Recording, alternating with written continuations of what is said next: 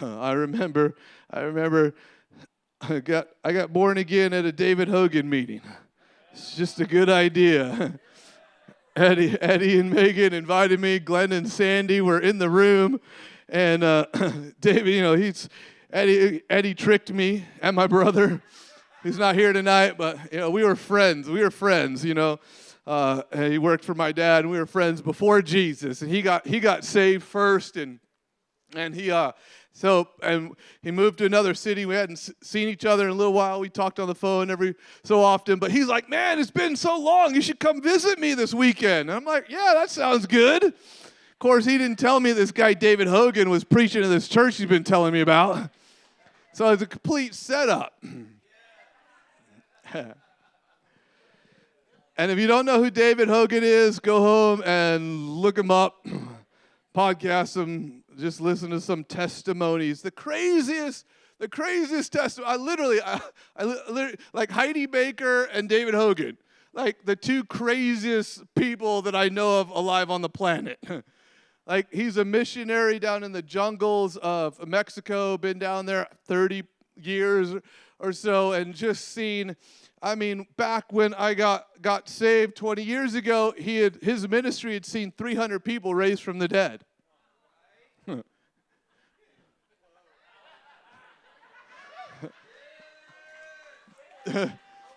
300 people raised from the dead.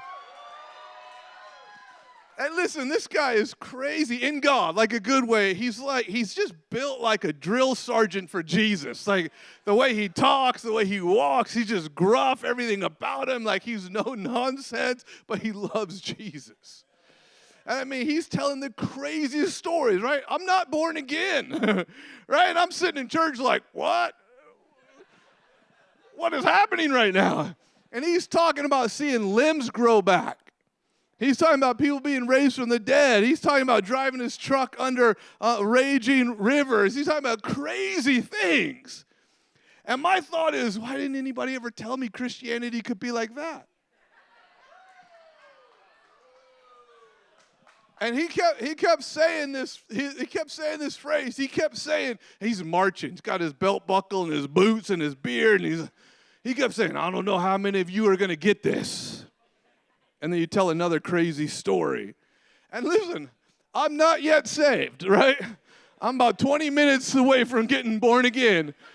But I remember thinking that he kept saying that. I don't know how many of you are going to get this. And I'm looking around and I'm like, I don't know either, but I want to be one of them.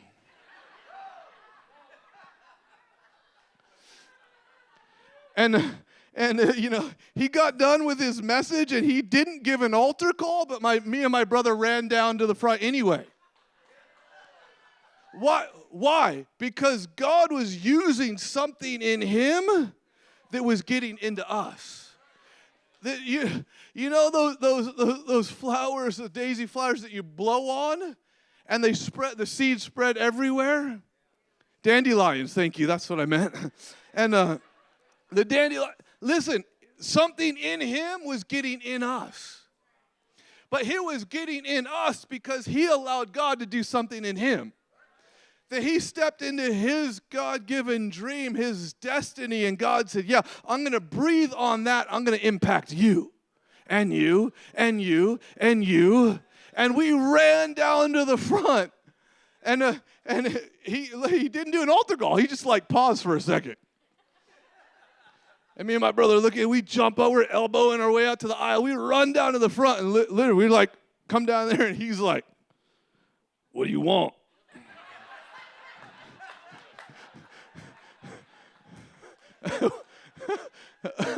We're like, oh, Jesus. Prays for us, leads us in the prayer.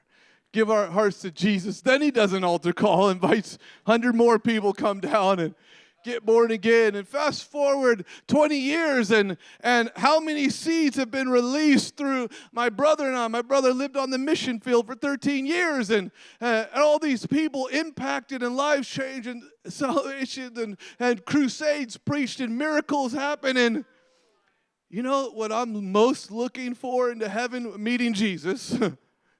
Next to that is to see the ripple effect of every word spoken, of every faithful action, of every declaration, of every prayer, of every person that you minister to who gets totally transformed, and you don't even see them. You pray for them one night at church or one day in the parking lot at Walmart, and you have no idea what happens next, but their life is transformed. They go on to lead 1,000 people to Jesus, and those 1,000 people lead 10,000 more, and you have no idea.